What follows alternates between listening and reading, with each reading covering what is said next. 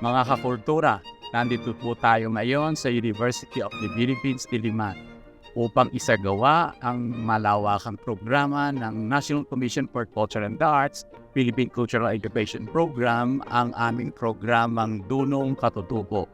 Itatampok po namin sa gawain ito ang pangbansang seminar sa Wika. Ang seminar po ito ay dinaluhan ng ating mga delegado mula sa Luzon, Visayas at Mindanao at represented ang 17 regions ng buong bansa.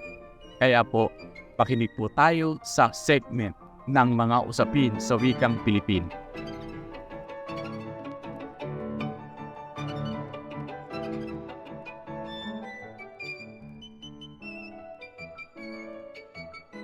Pagpasok ko kanina, nakita ko na sinilip ko yung sa registration. Tapos I think you're all coming from different regions. Meron from Luzon, Visayas, and Mindanao. So nakakatuwa yun kasi at least more or less represented yung iba't ibang mga wika dito. So, attendance check muna tayo. Okay. I want to know kung ano yung mga wikang sinasalita ninyo. Mga Philippine languages na sinasalita ninyo. Okay. Apart from Filipino and Tagalog. Okay. I'll start. Bukod sa Filipino at Tagalog, ako rin ay native speaker ng Bicol, yung Bicol na sinasalita sa Naga. Nakakaintindi din ako ng Rinconada, pero hirap ako magsalita. So may a passive na user of Rinconada. So kayo, ano yung mga wikang sinasalita ninyo? I'm just curious. So sino sa inyo una ang may mga wikang sinasalita, Philippine languages na sinasalita, bukod sa Tagalog o Filipino? Show of hands na lang. So halos marami. Sino yung mga nagsasalita ng Northern Philippine languages? Yung mula Batanes, yung Itbayat, Ibatan, Ilocano hanggang Pangasinan. Asan kayo? Yung mga Northern Philippine.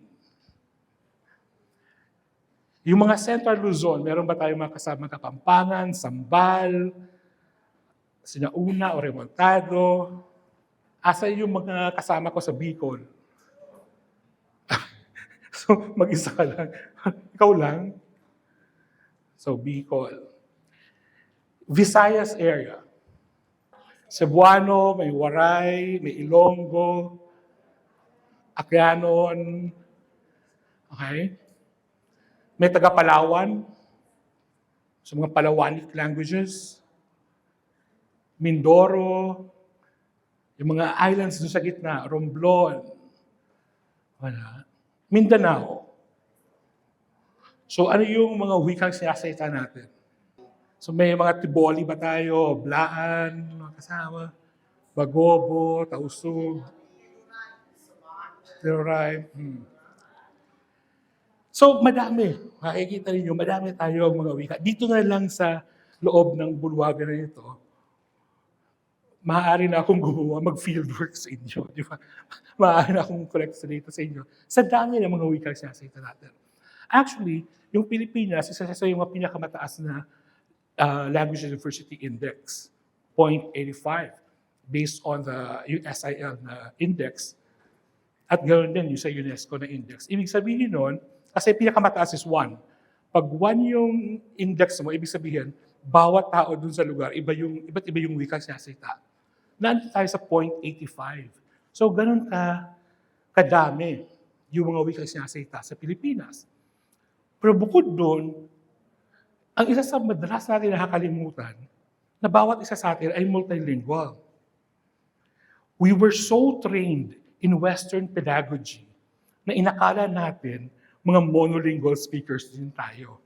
Kaya lahat ng mga pagsusuri natin, mga frames natin na ginagamit sa pag-aaral, are all based from monolingual cultures or monolinguals from monolingual academia.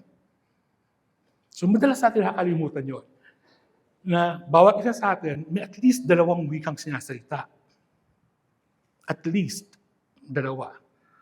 The farther you are from the center, the more languages you speak. Halimbawa, yung isang kaibigan kong speaker ng ng Irigaayta. Okay, so bukod sa Irigaayta, nagsasalita rin siya ng Buinon, ng Rinconada, ng Bicol Naga, ng Tagalog o Filipino at ng English.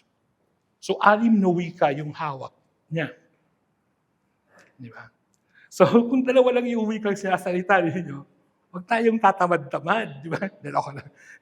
Kung dalawa lang wika, that's fine. Pero pag inisip nyo, bawat isa sa atin, ganun kadaming wika yung sinasalita natin. That's why ang taas ng diversity index. Although, this is seldom recorded in mga usapan. So let's look at ethnologue. Ethnologue, ito yung sa Summer Institute of Linguistics. Okay? Batay dun sa listahan ng ethnologue, merong 186 languages sa Pilipinas. Okay? 184 doon yung buhay. Ibig sabihin, may na-document silang 2 wika na hindi na nila mahanapan ng speakers sa ngayon. So, pinalalagay na these are languages that nawala ng speakers.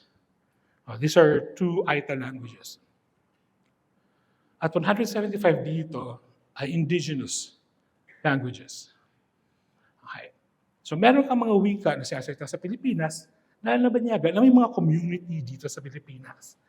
Or, may mga, wala tayo marunong mag-English, may mga communities ka of yung different Chinese languages, may mga unattested kang communities of Korean, etc. etc. So kasama siya dun sa bilang.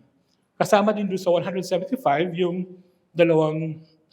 yung mga wikang senyas, yung mga sign language tulad ng Filipino sign. Okay. So, pinapalagay dun sa ethnologue, the 175 of these are indigenous.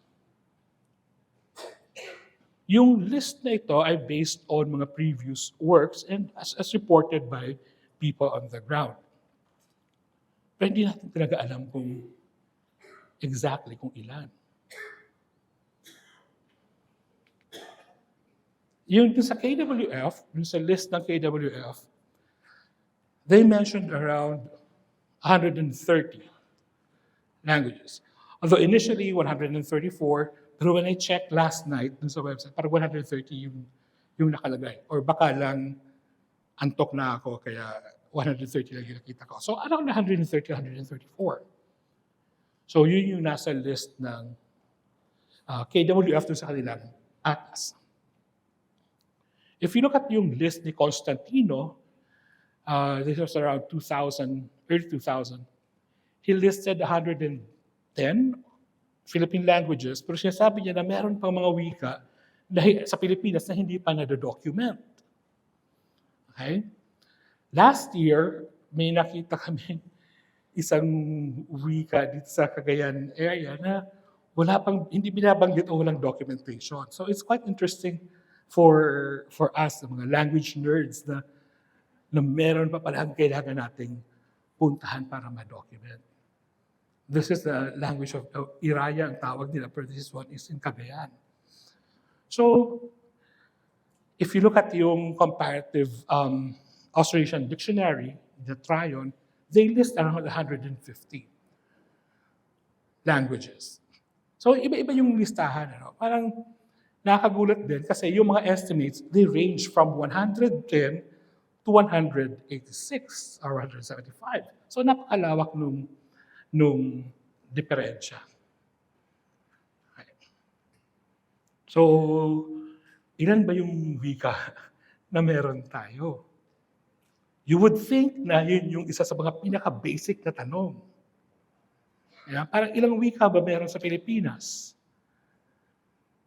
But then, para masagot yun, kailangan natin lang yung mga citations. Kaya hindi mo masabi definitively kung ilan. Okay. So isa yun sa mga problema natin. It's kind of sad na hindi natin alam.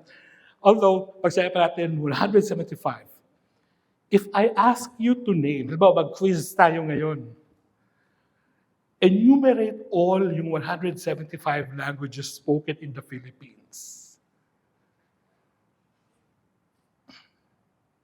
ilan kaya yung maililista natin? So I always experiment this with some of my general education classes. And usually, I'm quite surprised, quite pleased na umaabot kami usually ng mga 40 or 50. So ibig sabihin, yung mga batang pumapasok dito sa UP, yung mga freshman or sophomore, they more or less have an idea of yung dami nung wika. They're able to name mga 42 to 50 on average. Okay. So yun yung isa sa mga problema natin when we talk about ugnayan ng mga wika sa Pilipinas. We don't know kung ilan. Now, to complicate things further, yung mga wikang ito, may mga dialect din. May mga dialect or dialecto o variety o kung ano man ang gusto nyong tawag doon. Okay? So, bawat wika, meron ka pang mga iba't ibang varieties. Ngayon, paminsan, may mga varieties ka na hindi na nagkakaintindihan o mababa yung tinatawag na mutual intelligibility, but they're classified as under the same language dahil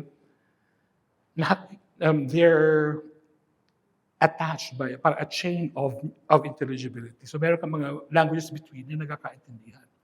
So it becomes even more problematic for people who are doing this type of work, yung kung ilan yung mga wika natin, of answering the question, how many languages do we speak? And one of the things, or the branch of linguistics that does this, ay yung tinatawag na dialectology, or dialektolohiya, or kung ano man yung gusto niyong itawag doon.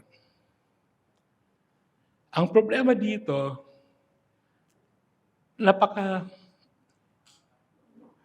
napakamabusisi at napakahaba ng proseso. Usually, you go from one barangay to the next.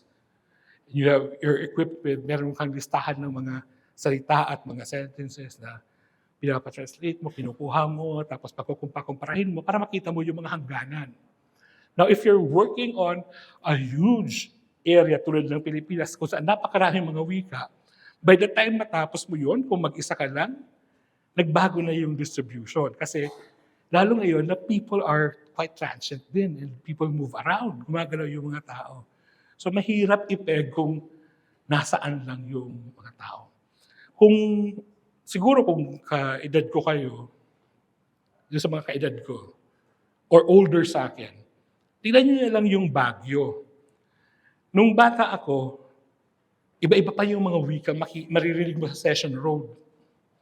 At some point, naging Ilocano na yung mas narinig mo. Sa ngayon, pag naglalaro, mas Tagalog na yung naririnig ko. Paminsan may mga Korean. Kasi there was a time na the entire stretch of Session Road were Korean establishments. So, ganun kabilis yung movement. In my lifetime, parang ilang palit na yung nandun. So, I was wondering, asa na yung mga yogad? Bakit wala na sila doon sa area na yun? So, mahirap na proseso yung pagtukoy ng mga wika at ng mga dialect. So how do we make sense itong lahat ng mga wikang ito? 175 man. Ang isa sa mga approaches pa na ginagamit natin ay yung tinatawag na diachronic linguistics o diachronicum linguistics.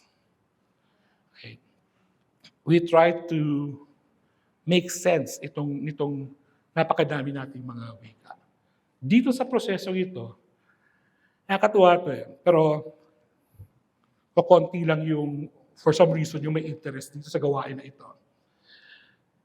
Ang ginagawa kasi dito, una, ay nire-reconstruct mo yung earlier form ng language.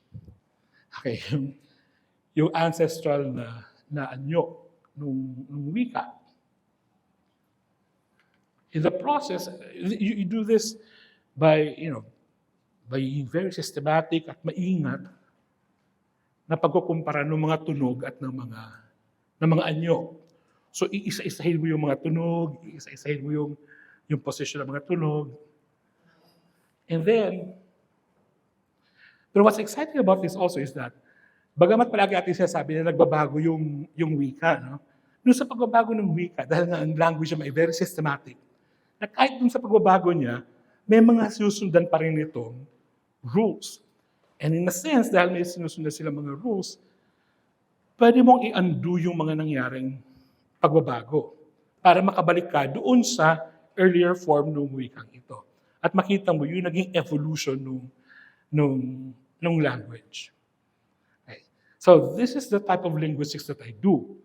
Ito yung aking training and practice, yung diachronic linguistics and making sense of all these different languages. So pwede yung isipin ito na parang archaeology, kung mas familiar kayo sa archaeology, pero wika yung ginagamit ninyo. So I'll just show you a couple of examples para mas maging totoo lang. Take for example itong word for arrow. So yan yung iba't ibang words for arrow sa iba't ibang mga wika natin. Again, this is just a small part. Pero if you focus on, so ang ginagawa ng diachronic linguistics, kinukumpara niya yung bawat tunog sa bawat posisyon. Titingnan mo kung ano yung mga katabi niya mga tunog para ma-reconstruct mo yung early form nung language. Okay. So titingnan natin dito yung genetic relations nung mga wika natin. Okay?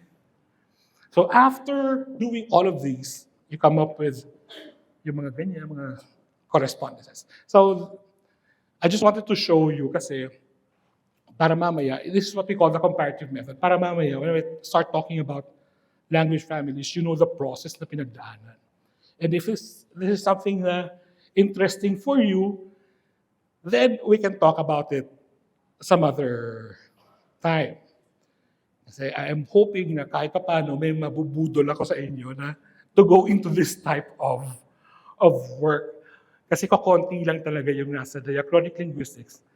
Dahil nga, napaka mabusisi yung gawain. Tapos, nakakalimutan mo na may mga kaibigan ka pala.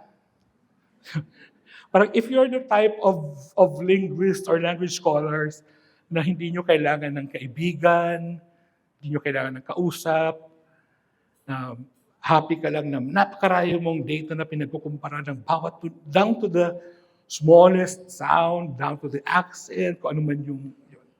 Then this is the type of linguistics for you. Di ba? Usap tayo mamaya. Pero kung hindi nyo kayang i-give up yung mga pamilya ninyo, then iba na lang na linguistics. Now, based on, by doing this, yung itong comparative method, natukoy natin kung yung mga language families at yung mga wika natin, yung 175 na yun, lahat ay bahagi nitong Austroasian language family. Okay? Specifically, nasa ilalim nitong WMP na nakalagay dito, o yung Western Malayo-Polynesian network of languages. So dyan kasama yung mga wika natin. Ang maganda dito sa diachronic linguistics, kasi apart from na-reconstruct mo yung early form ng mga wika, natutuklasan mo rin kung ano yung nilalaman nung kultura. So yung pangkalinangang kasaysayan. Kasi alam naman natin na yung wika, these are yung language natin, yung mga salita, lahat naman ito ay mga sisidlan ng ating kultura. Lahat ng mahahalaga sa ating pang-araw-araw na pakikipagsapalaran ay naka-encode dun sa wika.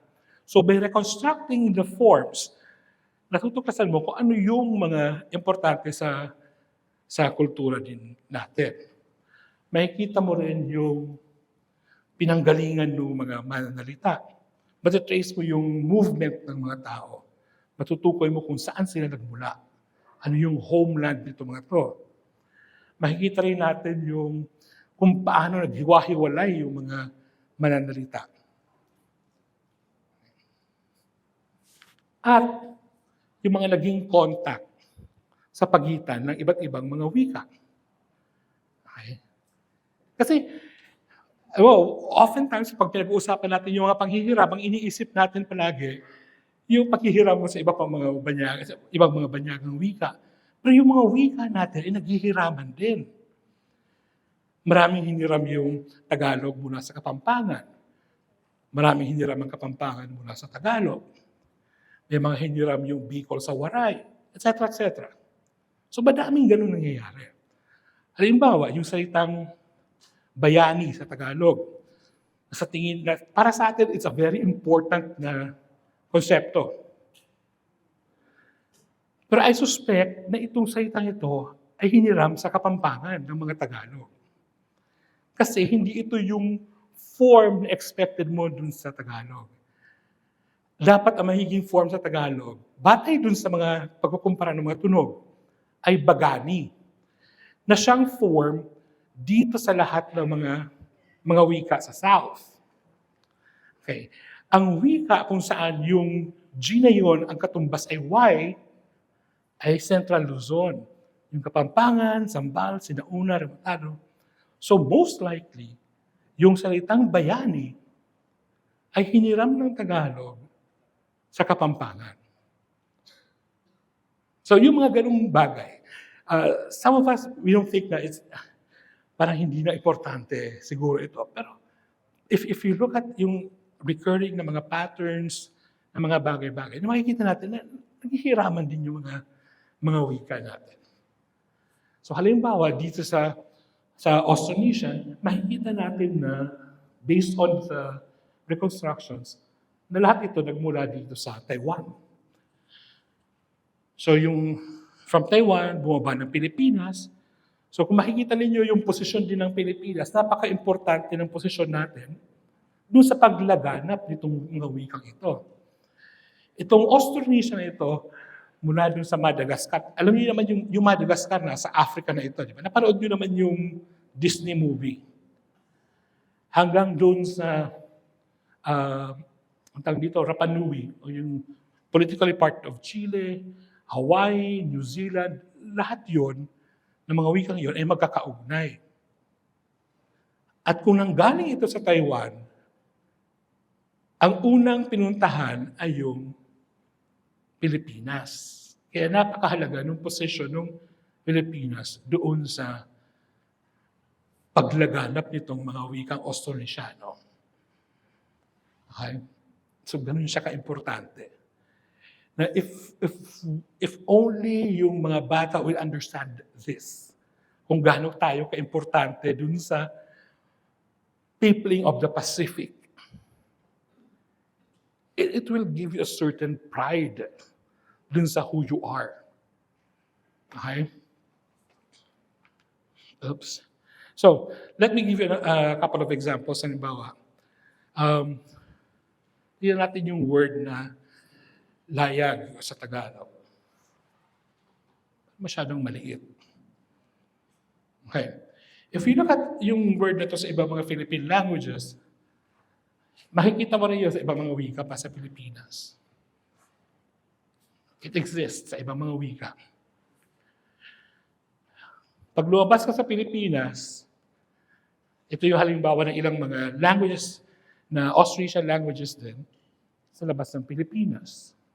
Na makikita mo rin yung some form o yung evolution ng term na layag or layag. Okay? So ito yung mga wika kung saan mahatagpuan. Yung Maori, nandun siya sa New Zealand. So kalayo na, di ba? Pero umabot tayo dyan. Naalala niyo si Juan? Sino yun? Si Moana. O gano'n, parang gano'n yung mga ancestors natin. Kasi yung boat, ito ay, kwento ko na rin sa inyo, pero hindi ko pa ito na fully, hindi pa nakapublish. Natingin ko yung boat technology na yon ng mga Pacific Islanders ay na-develop dito sa Pilipinas, and it allowed them to conquer the entire Pacific. Okay. So, yun, si Moana. So, umabot siya sa Hawaii, etc. So, yung word na layag. Kaya anong ibig sabihin nito? Yung pagkakatulad sa wika, maaaring nagkataon lang. If you get siguro kahit na anong dalawang diksyonaryo, tapos tingnan mo lahat ng mga salita, kung may oras kayo, Di ba? Bilang bagong hobbies ninyo, yung pagtingin ng mga salita sa diksyonaryo, meron kayo makikita na pagkakatulad. Kasi limitado naman yung speech production mechanism natin. So meron ka makikita mga words that are similar. Another reason for such distribution is yung borrowing. Yung mga nanghihiraman yung mga wika, so may makikita ka mga pagkakapare-pareho. Halimbawa, may makikita ka mga words in Philippine languages na pareho sa Spanish. Pero hindi ibig sabihin nun na genetically related sila. Pero ibig sabihin nun, nagkaroon ng hiraman. Or namana. So dito sa kaso natin, dito sa Ausonesian, ito yung dahilan kung bakit nagkaroon pagkakatulad. Di ba if you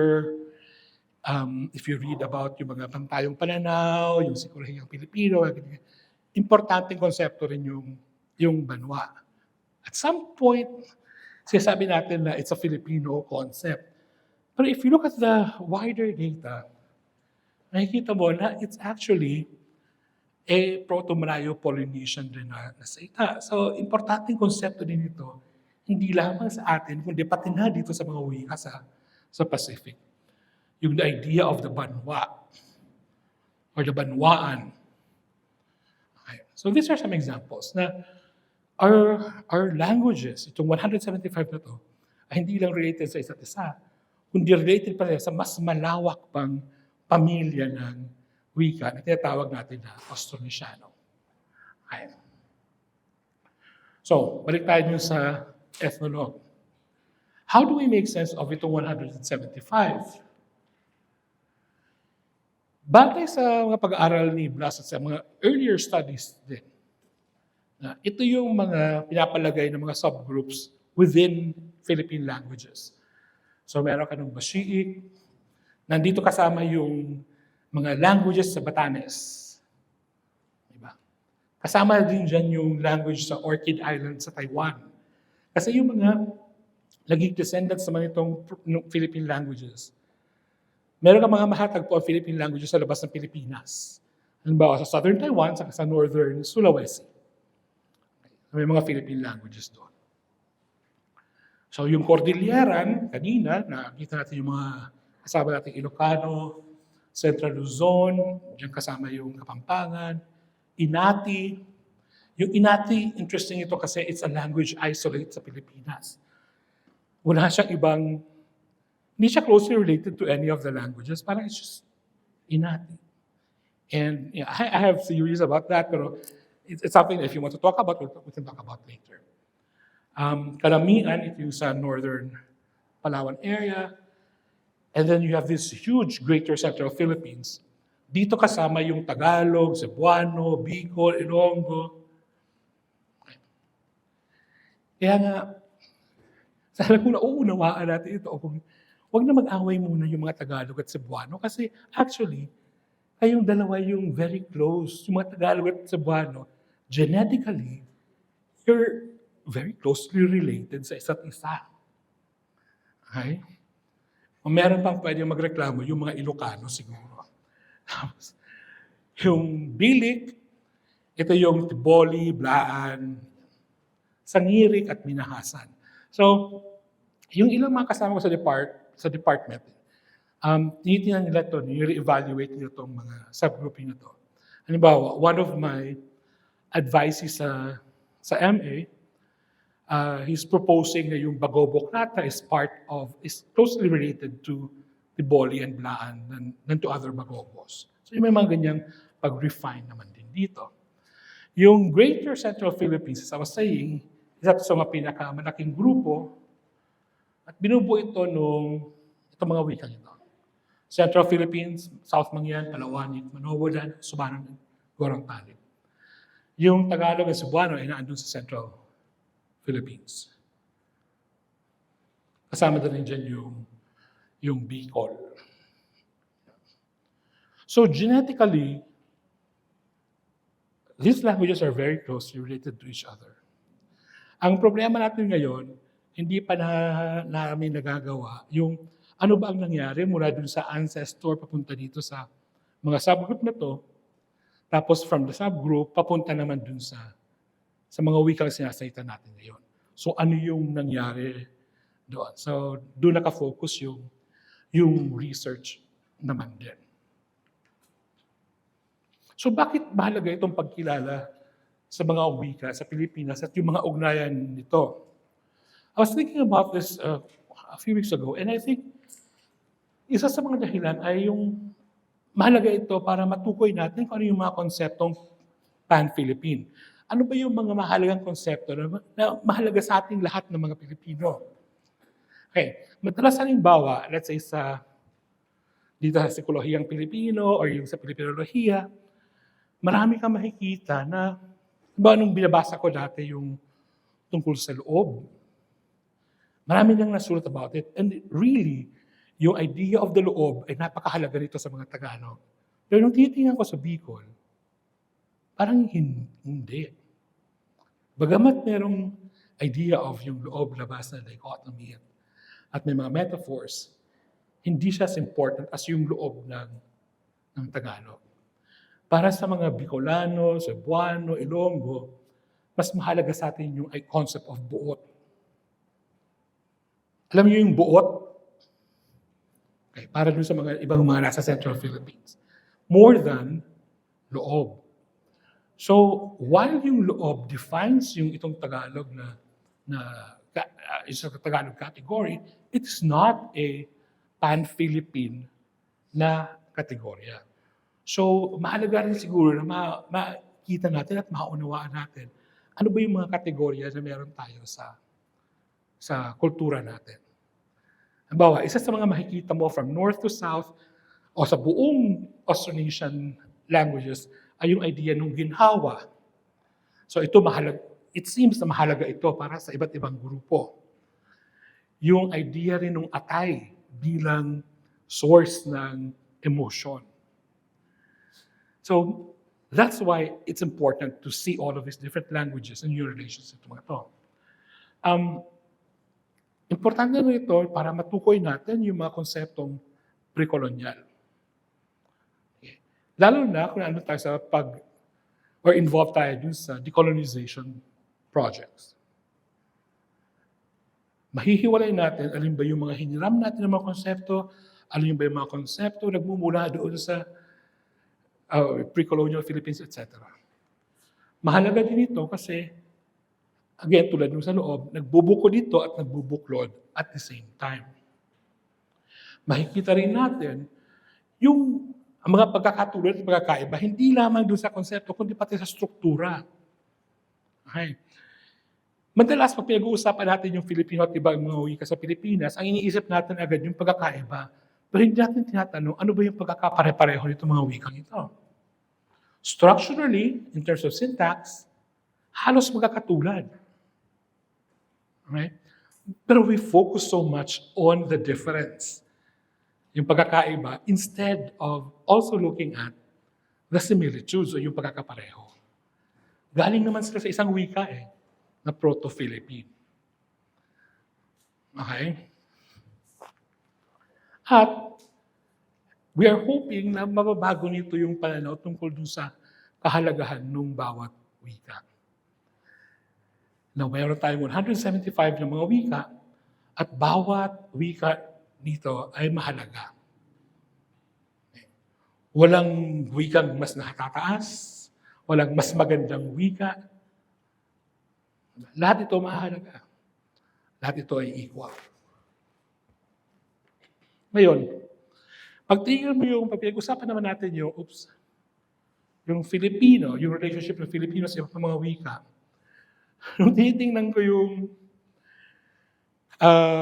usual ng mga usapan sa social media o sa mga ganitong discussion, ang isa sa matingkad na lumalabas ay yung idea of ambagan.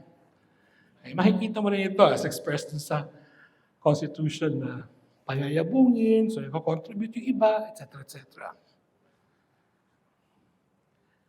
May napansin lang pala ako dun nasa Constitution, walang mention of Tagalog as the basis. As the base. Parang it's one language na payayabungin mo. Although, ang madalas nangyayari, pag pupasok na yung Agosto, nakakatakot minsan para sa mga language scholars. Kasi nararamdaman mo yan eh. Lalo sa social media, pag patapos na yung July, palapit na yung Agosto, nakikita mo na yung simula ng mga umbagan. For some reason, every August, nag-aaway-away yung mga tao at nagre-redefine tayo ng mga relationships. Diba? Yung iba, magkakaibigan kayo dati, pero pag Agosto, hindi mo kayo mag-uusap-usap. Kasi mag-aaway-away na naman kayo tungkol sa wika at dialekto, yung Tagalog ba ay dialect, yung Filipino ba ay dialect ng Tagalog, bakit isang wika lang yung pinag-uusapan, bakit hindi yung mga wika. Di ba paulit-ulit din sa social media ninyo? Every year. Kaya pag July pa lang, gumagawa na ako ng atsara para kasi nakakaumay eh. Isa sa madalas pinag-aawayan ay yung wika at dialect. Every year. Ano ba yung wika at ano ba yung dialect? At maraming mga institutions sa lipunan natin, even in government, hindi nila alam yung difference nung dalawa. A few weeks ago, I was reading, for some reason, Manila Bulletin at nakalagay doon na, again, sinatawag yung dialect, yung mga wika, etc., etc.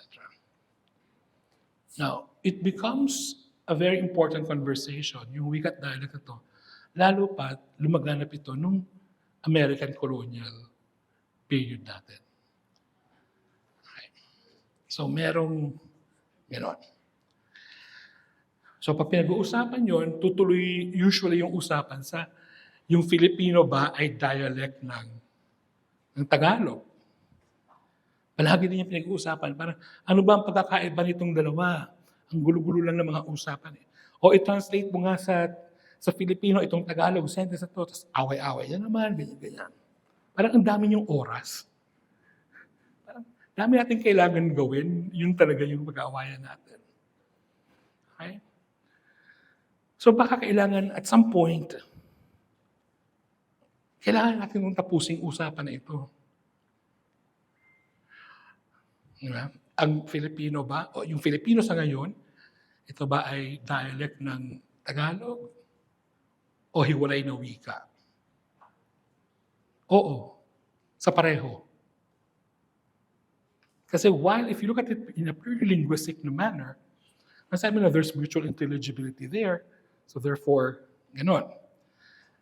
Pero if you look at it from a legal and statutory na point of view, it's a separate language. If you look at it from a social linguistic point of view, then hindi. So, pwede naman pag-usapan itong mga bagay na ito. Kaya lang, minsan masyado tayong agit. Masyado tayong polarized. Kailangan lang papakalma ng konti bago tayo siguro mag-usap tungkol sa mga ganitong bagay. May ideas din na may iba pa bang Filipino na nag-exist? Kasi ang focus is the Metro Manila variety. Halimbawa, si linguist like Jesse Rubrico suggests na there's a different form of Filipino in Davao.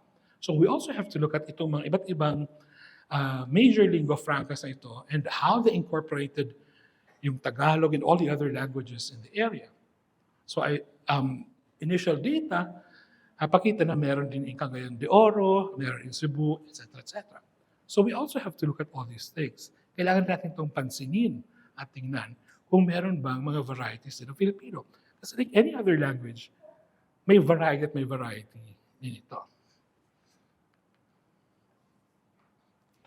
So, yun na, usually kapag pinag-uusapan yung Filipino at iba pang mga wika sa Pilipinas, ganito yung nagiging narrative. Madalas yun yung makikita lately, yung mga statements na pinapatay ng Filipino yung mga iba pang mga wika sa Pilipinas. Okay. Nandun na yun yung narrative na madalas nababanggit. Hindi tayo nagsasawa dun sa pinagsasabog natin yung mga wika.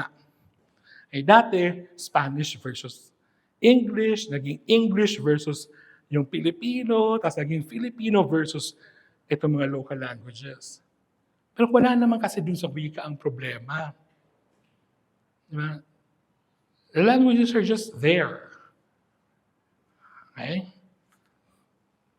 So kung pag-uusapan natin yung mga nanganganib na wika, banggitin ko na ng konti. Again, ganun pa rin yung narrative. If you have time, check out yung Nakatig Collective kasi if this is something of interest to you, then we have a lot of discussions there on language endangerment din. Pero yung kailangan natin baguhin yung kwento kasi naandun pa rin tayo sa one language over the other. Na it's as if yung Filipino, itong idea na ito, itong concept na ito, itong thought na ito, itong wikang ito, is armed and going around killing other languages. Kung titingnan natin kung ano yung dahilan ng paghina ng mga wika, at pagkamatay ng mga wika natin, marami tayong mapapansin. Itong pag-shift ng mga wika ito, these are just symptoms and are also results nung marami pang ibang nangyayari sa lipunan natin. Tulad halimbawa nitong ating multicolonial na past. Naging napakalaki ng epekto nito sa how we view language sa ngayon. Okay? I'll just cut it short na halimbawa kapag nakakarinig kayo ng mga nagsa-Spanish, parang ang sosyal nila, parang yun talaga. Parang sosyal. Pag nakakarinig kayo ng mga nag-i-Ingles, mga edukado, mga galing yan. Educated. Okay.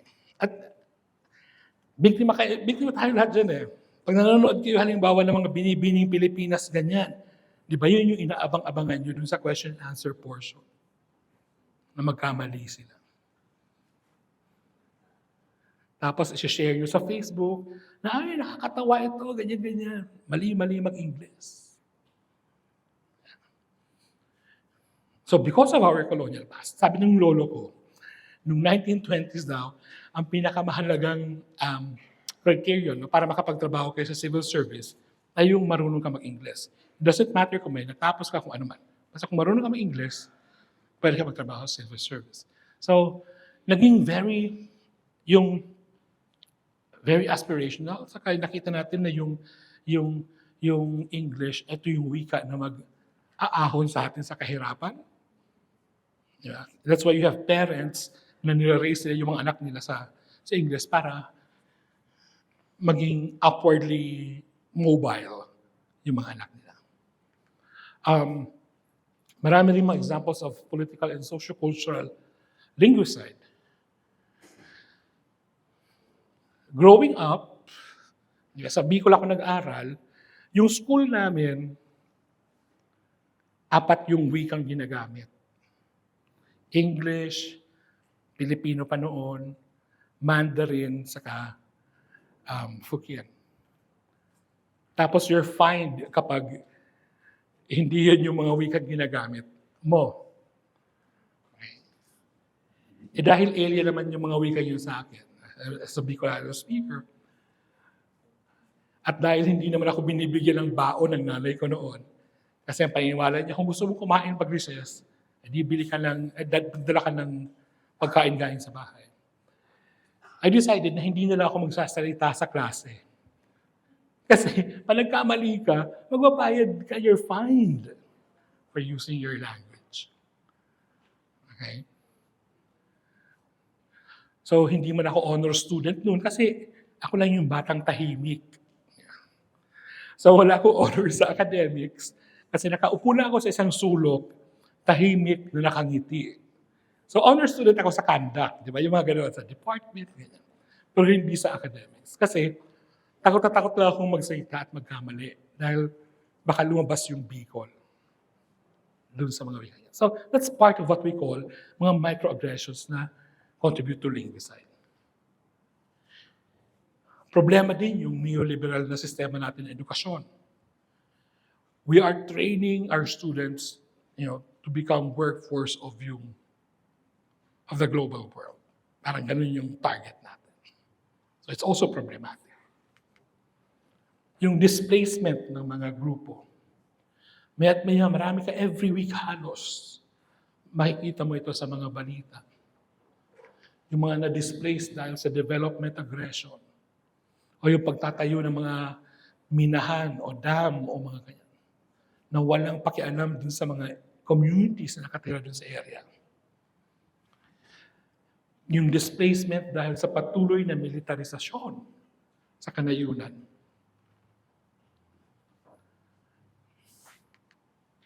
At yung kahirapan. So kung ang problema natin ay yung pagkamatay o yung mga nanganganib, yung mga wika natin, baka ito yung kailangan natin pagtuunan ng pansin at hindi yung pagturo ng Filipino sa mga klase. Dahil ito yung pumapatay sa mga wika natin. Okay. Finally, you got edit here kasi I'm over time na. Mahalagang makita natin yung mga ugnayan na ito, no? Lalo sa mga teachers kasi kailangan natin alamin yung kasaysayan at ugnayan nito mga wika because of so many reasons that I have already mentioned earlier. Also, mahalaga din na unawain natin yung kalikasan, yung nature ng language at yung science ng language. Baka siguro kung matawid natin to, then pagdating ng Agosto, sa halip na magsasabong tayo, kain lang tayo ng tinola. Huwag niyo lang ibigay sa akin yung leeg. Kasi pwede naman pag-usapan. Hindi natin kailangan mag-away-away lagi. So I think I'll stop there para we have time for questions mamaya. Maraming salamat. Maraming salamat po sa lahat ng ating mga delegado na dumating sa ating seminar sa pambansang seminar ng Wika. At nagpapasalamat po ang National Commission for Culture and the Arts sa lahat sa inyo. At sana po ay may natutunan kayo tungkol sa pagpapaunlad ng wikang Pilipino.